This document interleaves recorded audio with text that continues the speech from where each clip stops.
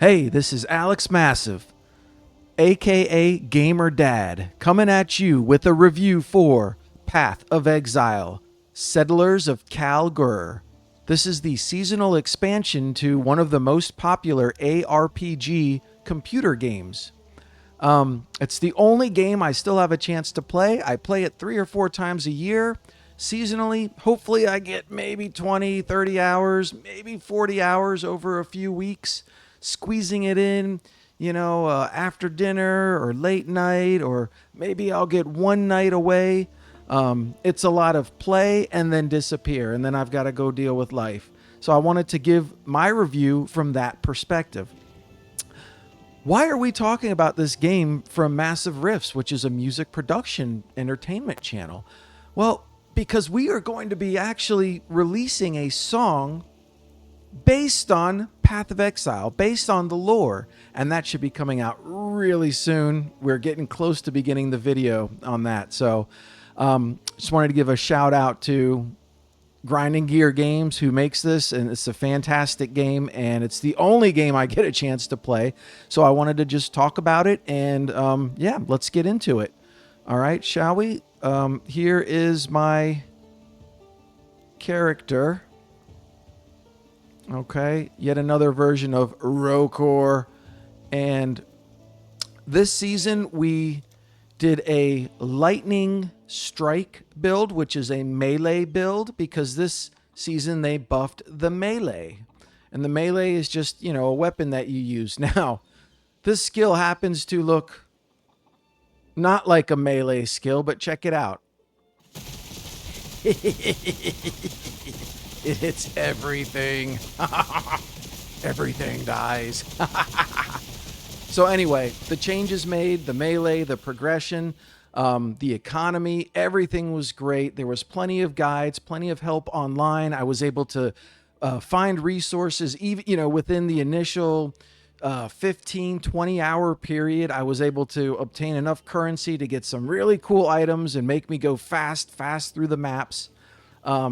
Great job overall. Great updates. I love it. The feel was there. The progression, the power trip, everything was great. So I wanted to talk about what they added, though. This was kind of crazy. And it almost feels like it was added for me. So this is the town of Kalguur. And basically you help build. I helped build this. I helped build this table. Okay, I went out and found materials and I helped them build this table. I helped them build this house. I helped them build these ships. This is a little harbor. I helped them build this machine. I helped them build this mining thing and a farm. Here's the entire town, right? You've got farming and mining, and everything works together in this crazy way where you can then, so I'll go and I'll run some maps and I'll get some materials, and you come in here and you plug it all in, you talk to all these people, and then you talk to this guy and you're like, oh, I can send all this stuff that we grew and found and built, and it could send it on a ship to another town. And when you send it, it takes like an hour or 2 hours. So it's a timed, it's a some kind of timed system, but it runs even when you log off. So I can log on and I can set this up and send my ships out. Then I can go have dinner with the family and put the family to bed. And then I can come back, like late night. And then the ships have returned with rewards. Look at this. Look at all this stuff. What are you talking about, man? So it's this like on top of the addictive nature of the original game. Now it's like, yeah, I've got some ships out. I wonder what stuff they came back with. And you can get some really insane stuff from these. Yeah, this was a fantastic idea. It was just oddly addictive. So I was thinking about it outside of the normal thoughts I had about the game, and it actually probably kept me coming back a lot longer than I would have originally come back and played the game for. So I am pretty much done now. I don't have too much more time to play. I just wanted to show everything off, and I think one of the guides, it was a Loco Hall or something. I shout out to him. I need a sub. And then there was one, Allie. I think I listened to her guide about the lightning strike. So thank you to them, and thank you to PoE Ninja, because that let me kind of see, oh, they're using the Svalin shield. Cool, let me try that one. But yeah, overall, great league. I love the concept. One thing I wanted to do is I kind of felt like with this stuff, you're kind of limited. Let me show you. When you make these things, like you can make pumpkins and corn and wheat. All this stuff is time-based, so you basically have to wait for it to show up, right? So you're waiting for it to grow, and then you wait for the ships to come back. And there's an interaction where you can go and you can run maps, and you can beat levels and kill monsters, and you can earn materials to use within your town. I hope they expand on that if they bring this mechanic back. And I hope they make it so you can go into maps and you can find a whole bunch of really cool other items. I think you could expand on the shipping system and make it so, hey, you found a pass or a token to be able to send a shipment to this faraway town, and it has like quadruple the rewards. Right? Or you could find items that provide modifiers to your ships as they go out. So effectively, you could min-max the shipping experience. You could min-max the effects of your crew, right? So you could be finding items to add, like kind of like the scarabs, which modify your maps. You could have things which modify your shipments. So you could almost expand the entire game out in that fashion.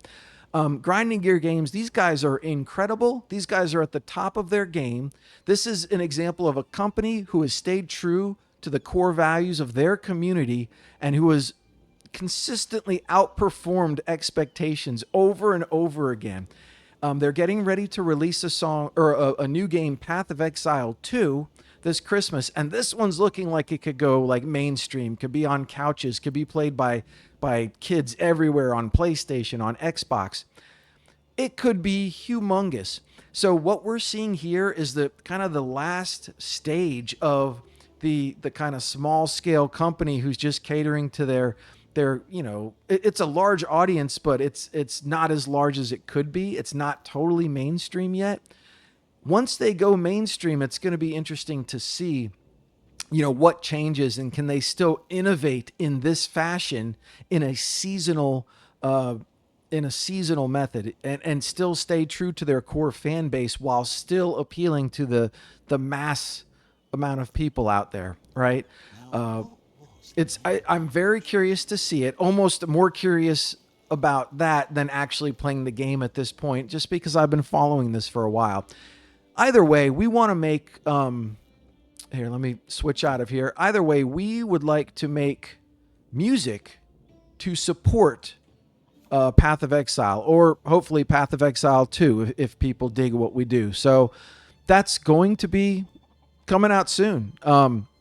So anyway, I would give this expansion 5 out of 5. They added a whole nother layer of difficulty, or complexity, but that also has a whole nother layer of addictiveness. It is engaging enough to make you want to come back and see what's in the boat. What's in the boat, man? What's in my boat? What did the shipment bring back? That's such a cool feeling. Great job. Thank you. Much respect to Grinding Gear Games. So thank you all. Thank you all. I hope you stay healthy, happy, and remember, be massive.